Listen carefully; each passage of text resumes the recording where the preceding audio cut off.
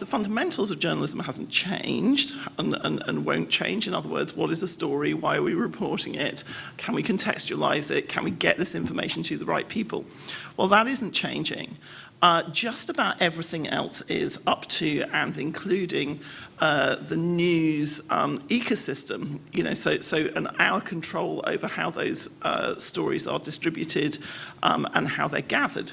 And at the heart of that is the mobile phone. When we think about 9/11 and how well documented it was visually, we realized that there were no shots. There were no shots taken from cameras because camera phones didn't ship until 2002. And now it's just an expectation that almost whenever anything happens anywhere in the world, it will be captured. It will be captured by citizens, it will be captured by witnesses, it may be captured but is unlikely to be captured by journalists, at first hand. So in a world where you can absolutely observe everything, what do you report and how do you report it is a critical question really for journalists. How do we make sense of that world? Of course, Google actually do have the data. There is one behavior which is common to all demographics, and that's that the number of apps used is relatively small compared to the number actually installed on the phone.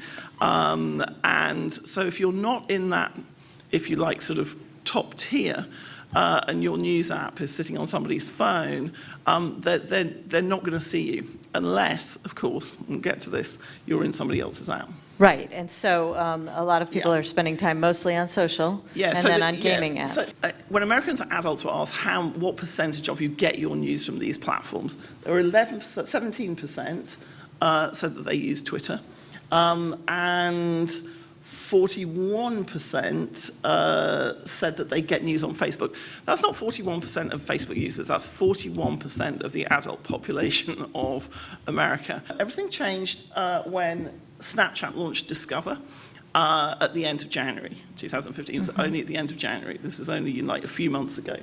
At that point, that was a real, again, that was a moment, because that's a point where a chat app was publishing articles, not kind of linking to them, but directly from publishers onto its own platform. Because we move into a world where running your own app means that people, 50% of your audience is going to routinely block your ads. And you're looking at people like Apple and Facebook who are curating a very different sort of in-app ad experience. Then again, the kind of, if you like, aligning with a much more powerful player becomes something which no longer seems like a choice. I think with Apple News, along with Facebook, I've seen two reactions from publishers. One of which is to say, we're kind of included, we don't quite know what to make of it. And the other is to say, help, we're not included, how do we get to be part of it? It's that kind of, nobody wants to be left out.